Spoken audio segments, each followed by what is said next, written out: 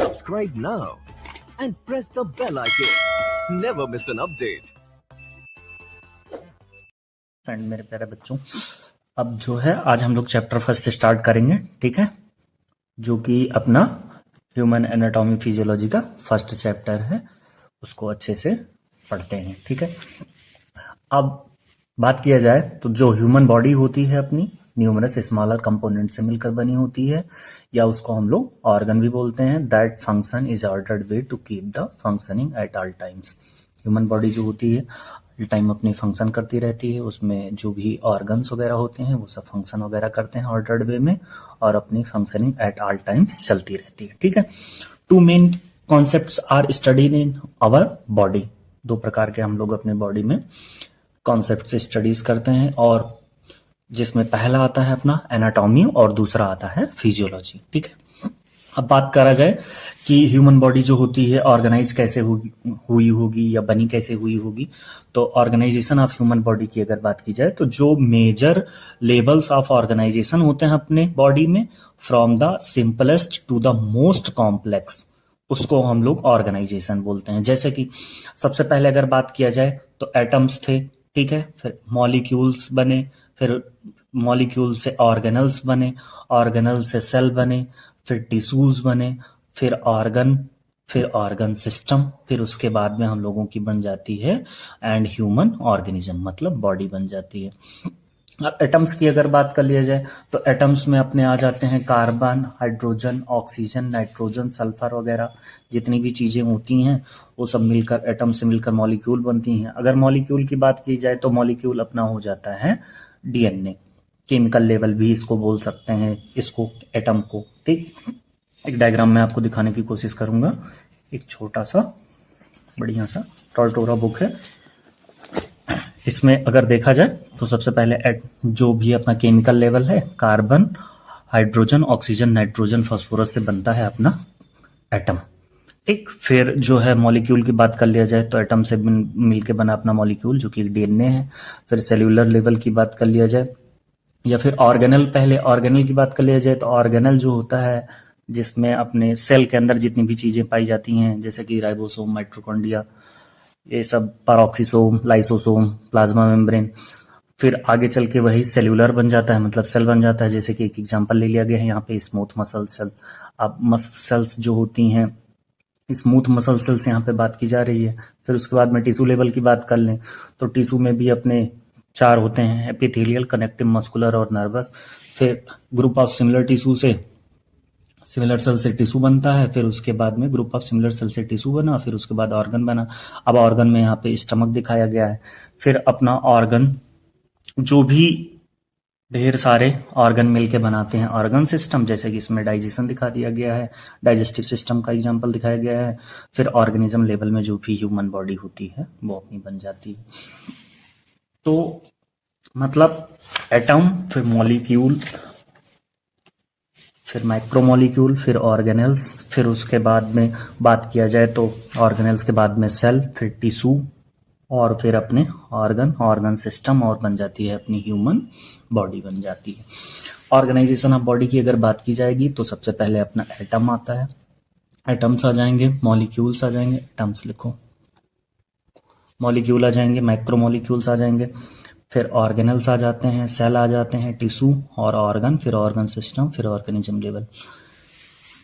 फिर अगर बात किया जाए कि main subdivision of the human body की बात कर लिया जाए, एनाटॉमी की बात कर रहे हैं हम लोग, एनाटॉमी अभी पढ़ रहे हैं, तो एनाटॉमी में हम लोग स्ट्रक्चर की स्टडी करते हैं, जितने भी ह्यूमन बॉडी में स्ट्रक्चर्स होते हैं उनकी स्टडी करते हैं।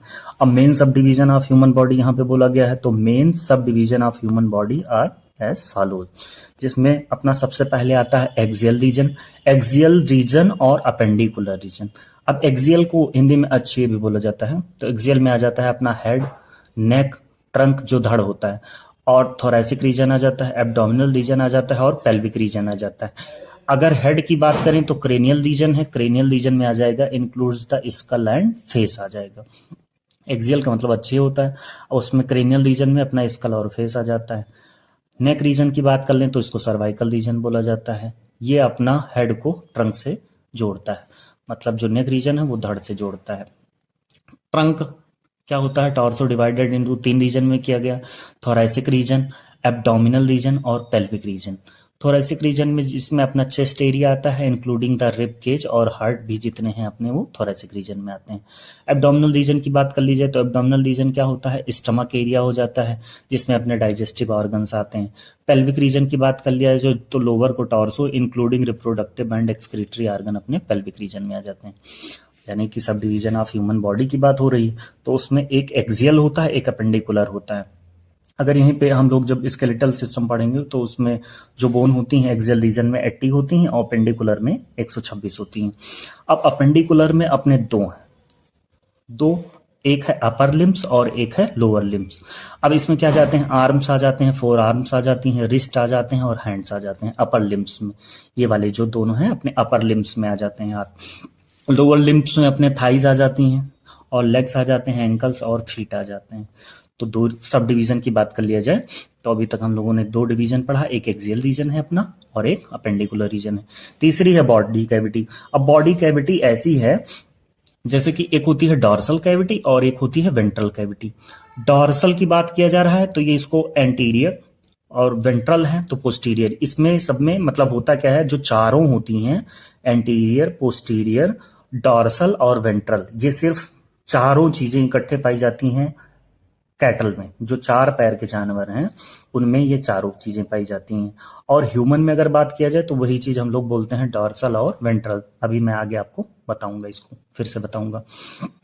It includes the cranial cavity. Dorsal में क्या आ जाएगा अपना, ब्रेन और स्पाइनल कैविटी, स्पाइनल कार्ड आ जाएगा। तो ये है डॉर्सल। और वेंट्रल की बात की जाए it includes the thoracic cavity, heart, lung, abdominopelvic cavity, digestive.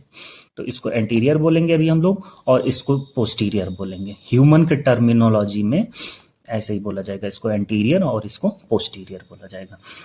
अब एनाटॉमी ऑफ ह्यूमन बॉडी की अगर बात कर लिया जाए तो एनाटॉमी ऑफ ह्यूमन बॉडी जो है, एनाटॉमी क्या है, anatomy is the branch of science that dealing with the study of structure of the body. तो एनाटॉमी में क्या पढ़ते हैं हम लोग, structure of the body and the relationship of various parts to each other. मतलब जो भी हम लोग स्ट्रक्चर की स्टडी करते हैं ह्यूमन बॉडी में और उसके रिलेशनशिप के साथ साथ वेरियस पार्ट्स को एक दूसरे के, उसको हम लोग बोलते हैं anatomy. Scope and types of anatomy की बात की जाए तो हमने इंट्रोडक्शन में आपको पहले भी बता रखा है कि एक होती है ग्रॉस एनाटॉमी। अब gross anatomy it is the study of structures that can be examined without the use of microscope. मतलब ग्रॉस एनाटॉमी में हमें माइक्रोस्कोप की जरूरत नहीं पड़ती है। It is also called macro का मतलब होता है लार्ज, मैक्रोस्कोपिक एनाटॉमी है। There are 3 types of gross anatomy. सबसे पहली जो अपनी है वो है सरफेस एनाटॉमी, दूसरी है रीजनल एनाटॉमी, तीसरी है सिस्टमिक एनाटॉमी। अब इसको अच्छे से बताते हैं, एकदम आराम से रिलैक्स होकर सुनना है। अब जो सरफेस एनाटॉमी है वो एक्सटर्नल बॉडी है, बता रहा है एक्सटर्नल बॉडी। जैसे surface anatomy are also called microscopic anatomy, superficial anatomy या विजुअल। एक्सटर्नल बॉडी सरफेस जितने भी अपने आएंगे वो आ जाएगा सरफेस एनाटॉमी में। रीजनल एनाटॉमी की बात करें तो स्पेसिफिक रीजन ऑफ बॉडी, जैसे हेड है, चेस्ट है, नेक है, ट्रंक है, रीजनल एनाटॉमी बोलते हैं। सिस्टमिक एनाटॉमी की बात कर लें तो स्पेसिफिक ऑर्गन है, जैसे अपना स्केलेटल सिस्टम है, मस्कुलर सिस्टम है, स्केलेटल मसल्स हैं, ये सब चीजें आ जाती हैं सिस्टमिक एनाटॉमी में। स्पेसिफिक ऑर्गन की जब स्टडी करते हैं तो systemic, specific region of the body की बात करते हैं तो रीजनल, और एक्सटर्नल सरफेस एनाटॉमी बोलते हैं जो विजुअल मतलब दिखाई दे, सुपरफिशियल भी बोलते हैं और माइक्रोस्कोपिक भी बोल सकते हैं। डिवीजन ऑफ सिस्टमिक एनाटॉमी को अगर हम लोग बोलें तो इसमें एक आता है स्प्लैंक्टोलॉजी, जिसमें स्टडी ऑफ ऑर्गन्स की स्टडी करते हैं। टर्मिनोलॉजी भी है, इसको ध्यान रखिएगा। ऑस्टियोलॉजी है, ऑस्टियोलॉजी में स्टडी ऑफ बोन्स की स्टडी करते हैं। मायोलॉजी की बात कर लें तो स्टडी ऑफ मसल्स की बात करते हैं। आर्थ्रोलॉजी की अगर बात कर लें तो हम लोग जॉइंट्स की स्टडी करते हैं। न्यूरोलॉजी की बात कर लें तो हम सब नर्वस सिस्टम की स्टडी करते हैं। कार्डियोलॉजी की अगर बात कर लिया जाए तो हार्ट की स्टडी करते हैं। ऑप्थेल्मोलॉजी बोल दिया जाए तो आइज की स्टडी करते हैं। और कान की बात किया जाए, कान की स्टडी को ओटोलॉजी बोलते हैं। और भी ढेर सारे हैं जिनमें अपना फिर आता है कि ओडोंटोलॉजी है तो स्टडी ऑफ टीथ की बात करेंगे, पल्मोनोलॉजी है तो फिर उसमें रेस्पिरेटरी सिस्टम की बात करते हैं, एंडोक्राइनोलॉजी है तो स्टडी ऑफ एंडोक्राइन ग्लैंड्स करते हैं, हेमाटोलॉजी है तो study of blood and it's disorder की बात करते हैं, नेफ्रोलॉजी है तो उसमें हम सब एक्सक्रीटरी सिस्टम की बात करते हैं, जितनी भी किडनी वगैरह आ जाती हैं, गायनाकोलॉजी की बात करें तो फीमेल रिप्रोडक्टिव सिस्टम की बात हो जाती है, एम्ब्रियोलॉजी है तो study of development of embryo की बात आ जाती है। तो ये सब सारे जो हैं सिस्टमिक एनाटॉमी के टर्मिनोलॉजी हैं। माइक्रोस्कोपिक एनाटॉमी की बात कर लें तो structure can not be seen with naked eyes, मतलब हम लोग अपनी नंगी आंखों से या खुली आंखों से नहीं देख सकते हैं। ठीक, it can be viewed only with a microscope, मतलब ग्रॉस एनाटॉमी क्या थी, माइक्रोस्कोपिक एनाटॉमी भी कह रहे थे, उसमें हमें माइक्रोस्कोप की जरूरत नहीं थी। अब ग्रॉस एनाटॉमी में अपने ये सारी चीजें जो थी अपनी आ गई थी। ग्रॉस एनाटॉमी में सरफेस एनाटॉमी था पहला, फिर रीजनल एनाटॉमी था, सिस्टमिक एनाटॉमी था, फिर हमने डिवीजन किया सिस्टमिक एनाटॉमी का, इतनी सारी टर्मिनोलॉजीज हम लोग पढ़े। फिर इसके बाद अगर बात कर लिया जाए तो हम लोगों ने देखा कि जो है जितने भी अपने ओडोंटोलॉजी और पल्मोनोलॉजी, जितने भी टर्मिनोलॉजीज पढ़ी हम लोगों ने सिस्टमिक एनाटॉमी की पढ़ी, ग्रॉस एनाटॉमी के ही अंदर आ रहा था। अब माइक्रोस्कोपिक एनाटॉमी क्या है कि structure can not be seen with naked eyes, खुली आंखों से नहीं देख सकते हैं, तो it can be viewed only with a microscope. अब पहला क्या है इसमें, साइटोलॉजी। अब साइटोलॉजी क्या है, it is the study of cells, और हिस्टोलॉजी क्या है, it is the study of tissues. तो सेल और टिश्यूज अपनी माइक्रोस्कोपिक एनाटॉमी है, तो इसीलिए हम सब सेल और टिश्यू की स्टडी किससे करते हैं, माइक्रोस्कोप से करते हैं। फिर उसके बाद बात किया जाए कि क्लिनिकल एनाटॉमी होती है। पहला था अपना ग्रॉस एनाटॉमी, जिसको माइक्रोस्कोपिक भी बोल रहे थे, दूसरा है माइक्रोस्कोपिक एनाटॉमी, और तीसरा है अपना क्लिनिकल एनाटॉमी। ग्रॉस एनाटॉमी में हमें माइक्रोस्कोप की जरूरत नहीं थी, माइक्रोस्कोपिक एनाटॉमी में हमें माइक्रोस्कोप की जरूरत पड़ी, तीसरी है हमारी clinical anatomy. It includes the number of subspecialities important in clinical practice.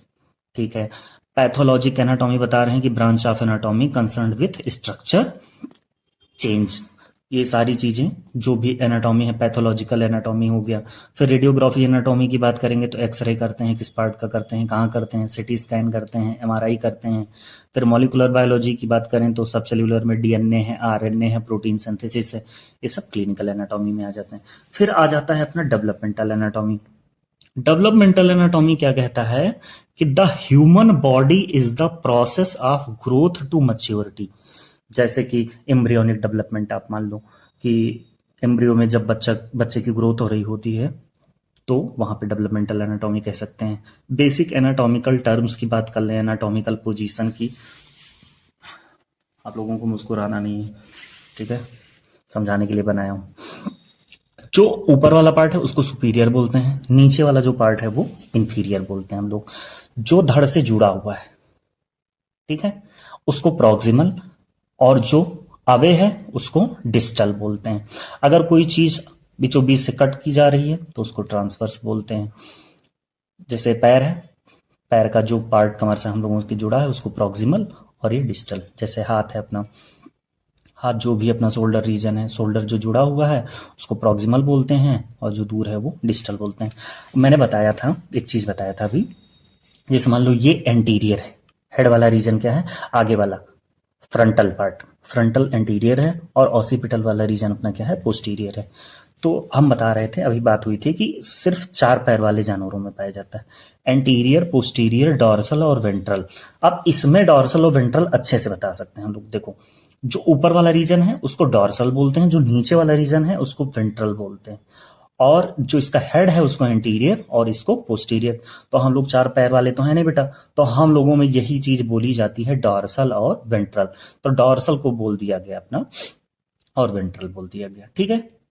अब डॉर्सल और वेंट्रल मैंने आपको यहीं पे बता रखा है, ये it includes the cranial cavity and spinal. तो डॉर्सल क्या हो गया अपना, पोस्टीरियर, स्पाइनल कहाँ होगा, पोस्टीरियर होगा, और वेंट्रल क्या है, हार्ट, लंग्स, थोरेसिक कैविटी, तो ये अपना एंटीरियर हो जाएगा, ठीक।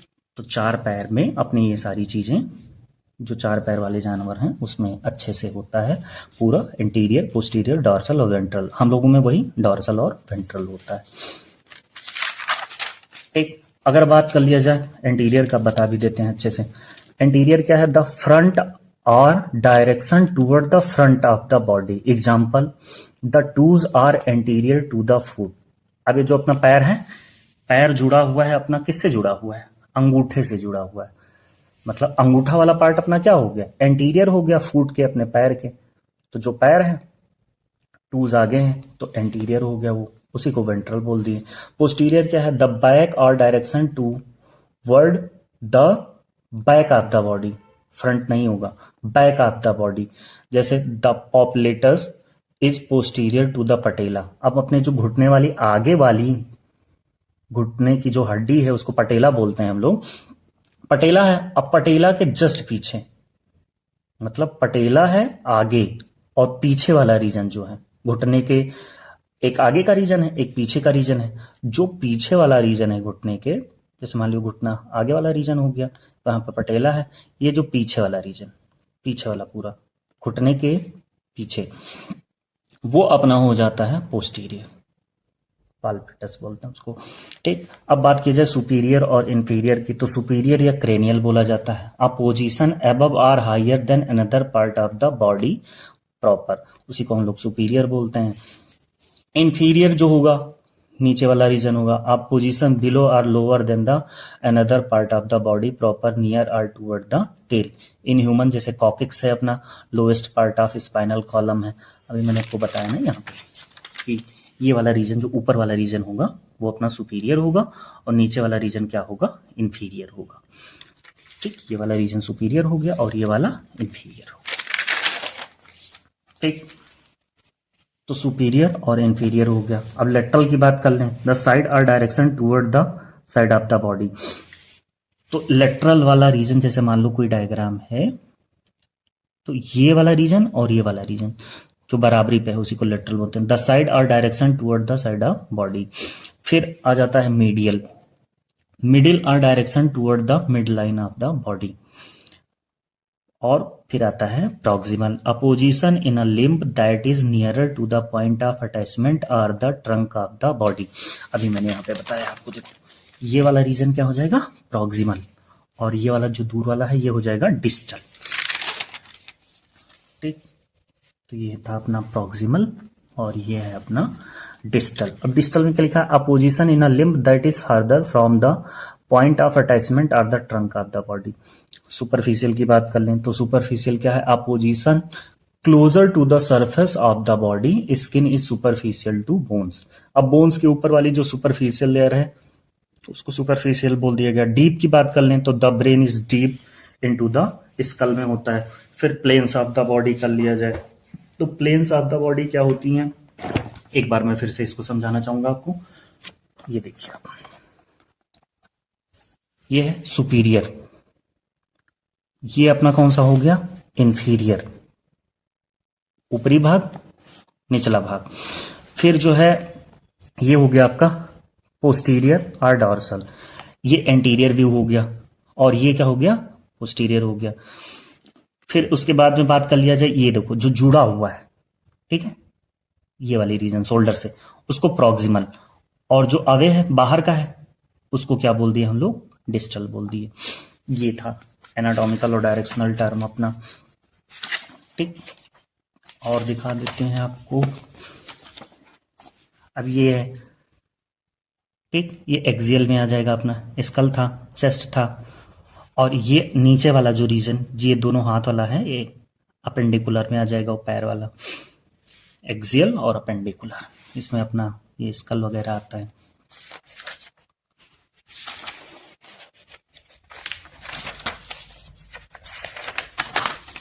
एक दो डायग्राम आपको और दिखा देते हैं ताकि कंफ्यूजन ना हो।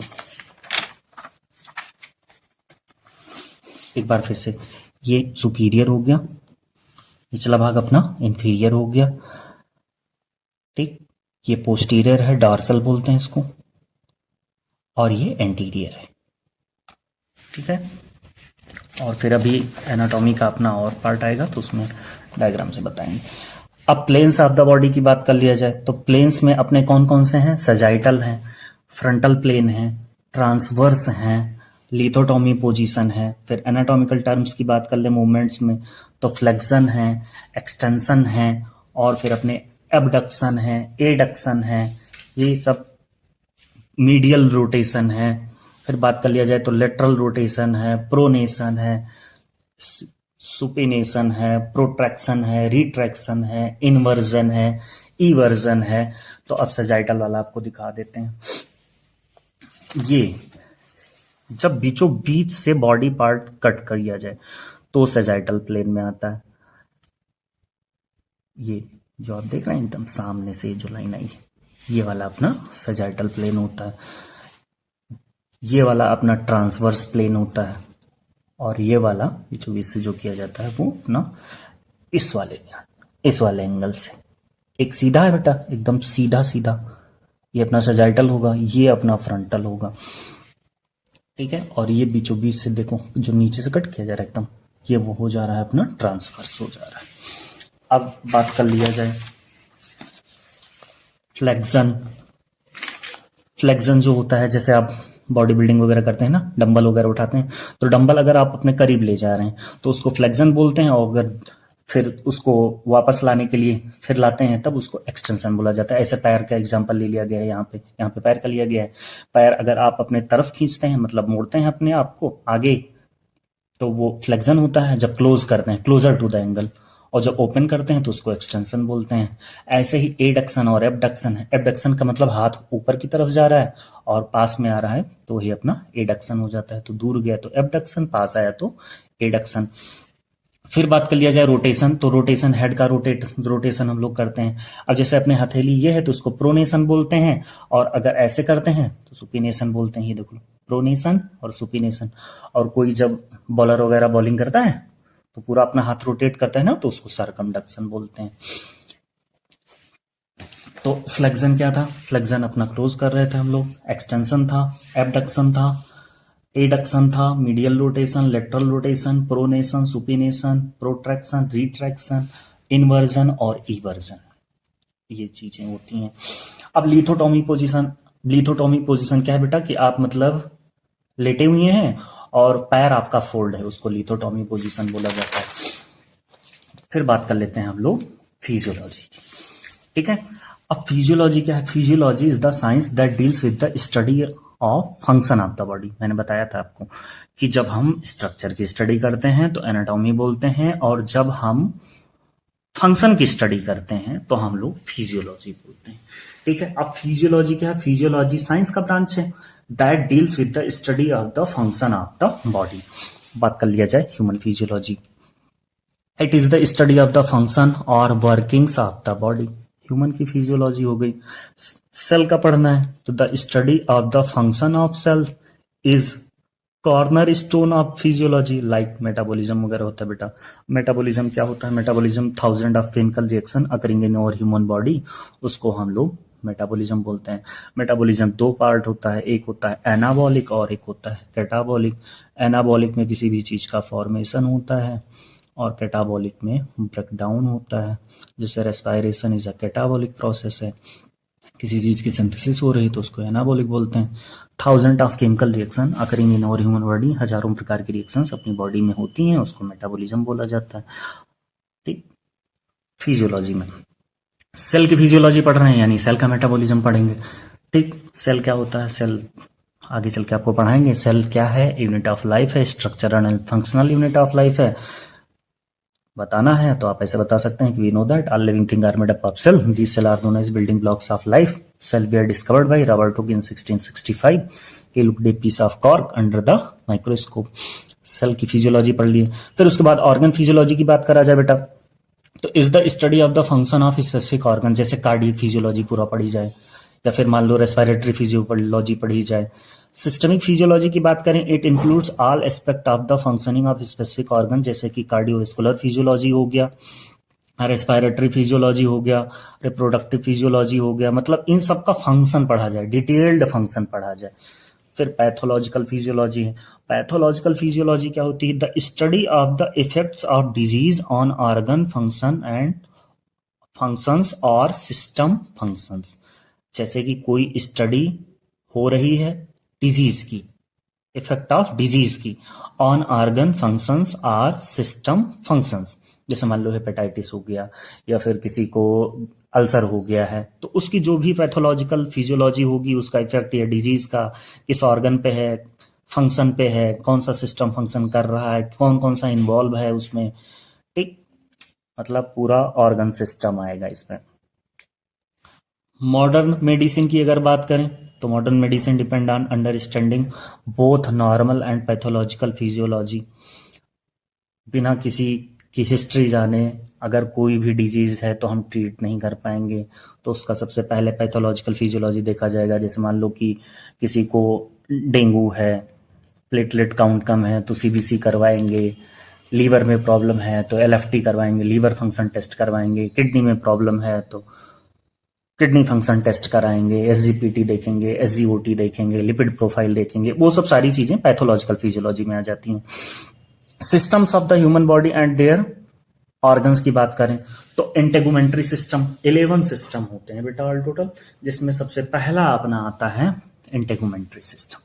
इंटेगुमेंट्री सिस्टम में क्या है, स्किन है, नेल्स हैं, हेयर हैं और स्वेट ग्लैंड्स हैं। अब स्किन इंटेगुमेंट्री में आएगा, नेल्स हैं, हेयर्स हैं, स्वेट ग्लैंड हैं, ये सब किस में आएंगे, अपने इंटेगुमेंट्री सिस्टम में आएंगे। स्केलेटल सिस्टम है दूसरा, स्केलेटल सिस्टम में बोन्स हैं, जॉइंट्स हैं, और बात किया जाए तो उसके कार्टिलेज हैं। मस्कुलर सिस्टम में मसल्स की स्टडी की जा रही है। और एंडोक्राइन है, एंडोक्राइन में हार्मोन और उसके ग्लैंड्स की स्टडी की जा रही है।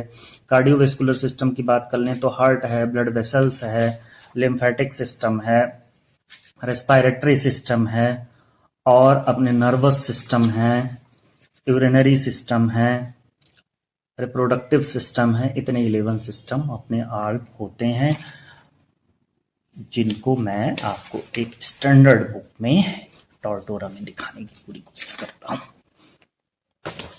ठीक है बेटा, ये है अपना integumentary system. 11 system of the human body होते हैं। इंटेगुमेंट्री सिस्टम है सबसे पहले अपना। इंटेगुमेंट्री सिस्टम की बात कर लिया जाए तो इंटेगुमेंट्री सिस्टम में अपने कंपोनेंट्स क्या हैं, स्किन है, उसके स्ट्रक्चर और हेयर हैं, फिंगर नेल्स हैं, टू नेल्स हैं, स्वेट ग्लैंड्स हैं, ऑयल ग्लैंड्स हैं, इनकी स्टडी करते हैं हम लोग। अगर फंक्शन की बात कर लिया जाए तो प्रोटेक्ट करते हैं बॉडी को और अपना हेल्प करते हैं, protect body, helps regulate body temperature, eliminate करते हैं सम वेस्ट को, helps make vitamin D, detect sensation such as touch, pain, warmth, cold. तो ये अपना हो गया इंटेगुमेंट्री सिस्टम।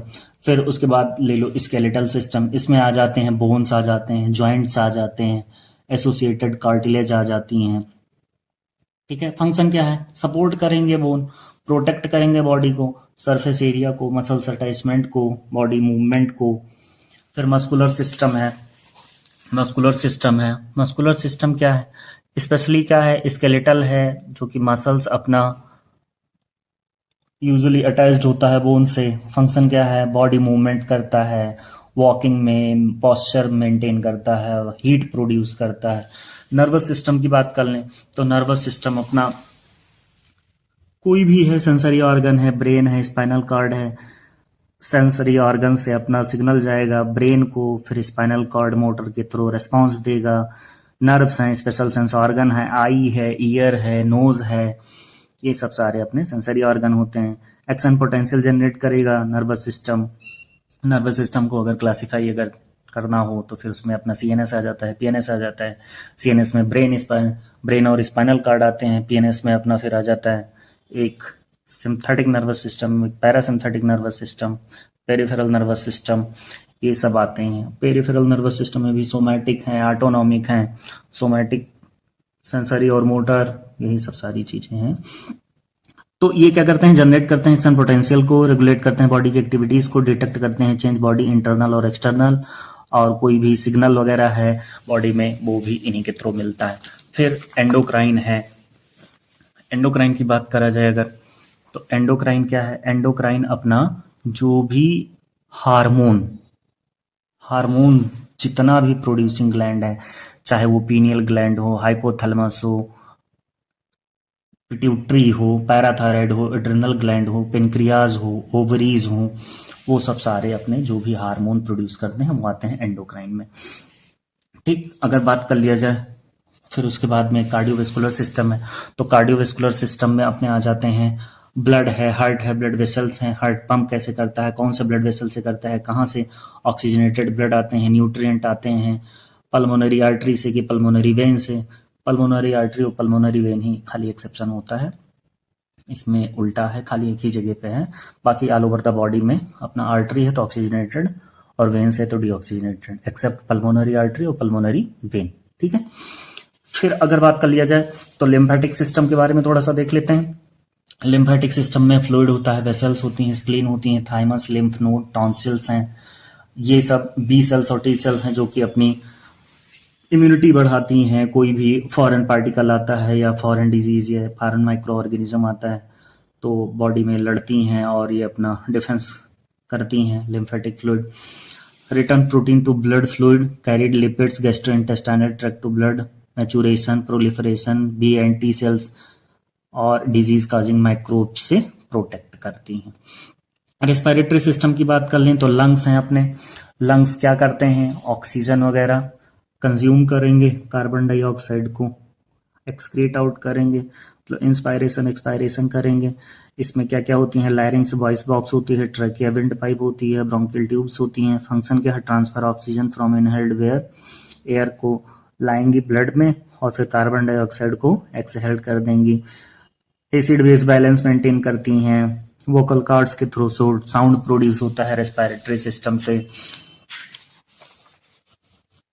चार सिस्टम अपने और बचे हैं, ये हैं और टोटल 11 में। अब डाइजेस्टिव है तो डाइजेस्टिव में ऑर्गन्स ऑफ गैस्ट्रोइंटेस्टाइनल एजेंट आ जाते हैं। अब माउथ टू एनस होता है, ये माउथ है, फेरिंग्स है, इसोफेगस है, स्टमक है, स्मॉल इंटेस्टाइन है, लार्ज इंटेस्टाइन है, एनस है। अब माउथ की बात कर लें तो माउथ में अपना टीथ होता है, टंग होता है, ठीक। फेरिंग्स है, थ्रोट आ जाएगा, इसोफेगस को फूड पाइप बोला जाता है। स्टमक में अपना कार्डियक, फंडस, बॉडी, पाइलोरिक ये रीजन होते हैं। स्मॉल इंटेस्टाइन में ड्यूडेनम, जजनम, इलियम होते हैं। लार्ज इंटेस्टाइन में सीकम, कॉलन, रेक्टम होते हैं। अगर बात किया जाए सबसे ज्यादा एब्जॉर्प्शन कहाँ होता है तो स्मॉल इंटेस्टाइन में होता है, फूड का, वाटर का, विटामिन का, मिनरल्स का। और जो स्मॉल इंटेस्टाइन में नहीं एब्जॉर्ब होते हैं वो लार्ज इंटेस्टाइन में एब्जॉर्ब होते हैं। फंक्शन क्या है, achieve physical and chemical breakdown of food, absorb nutrients, eliminated solid waste. फिर रेक्टम और एनएस के थ्रू जो भी वेस्ट हैं अपने बाहर हो जाते हैं। यूरिनरी की बात कर लें तो किडनी है, यूरिनेटर है, यूरिनरी ब्लैडर है, यूरेथ्रा है। क्या करते हैं, produce, stores and eliminate urine waste, regulate volume, chemical composition of blood, maintain acid balance, base balance.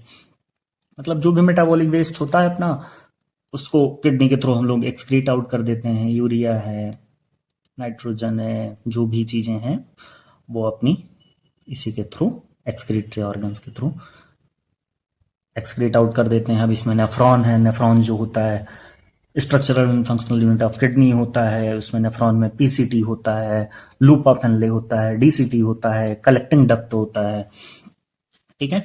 फिर रिप्रोडक्टिव सिस्टम की बात कर लें तो रिप्रोडक्टिव सिस्टम जो है, गोनाड्स आ जाते हैं, टेस्टिस इन मेल होती हैं, ओवरीज इन फीमेल होती हैं, ठीक है। Testis in male, ovaries in female, ठीक। यूट्राइन ट्यूब्स होते हैं, यूट्रस होते हैं, सेमाइनल वेसाइकल होते हैं, पाइडिडेमस होते हैं, प्रोस्टेट होते हैं, पेनिस इन मेल होते हैं, ठीक। फंक्शन की बात कर लें तो gonad produce gametes, sperm, oocytes are unite to form new organism, नए ऑर्गेनिज्म का, ठीक। Gonads to release hormone that regulate reproduction to the other body, reproduction करने के लिए, न्यू जनरेशन को बढ़ाने के लिए, ठीक। ये सब सारी चीजें रिप्रोडक्टिव सिस्टम में आ जाती हैं, जिसमें से अपने मेमरी ग्लैंड्स हैं प्रोड्यूस करती हैं, मिल्क करती हैं। ये सब जितना भी हार्मोनल चीजें रिप्रोडक्टिव सिस्टम में अपनी आ जाएंगी। प्रेगनेंसी का कंसीव होना, ये सब सारी चीजें रिप्रोडक्टिव सिस्टम में है।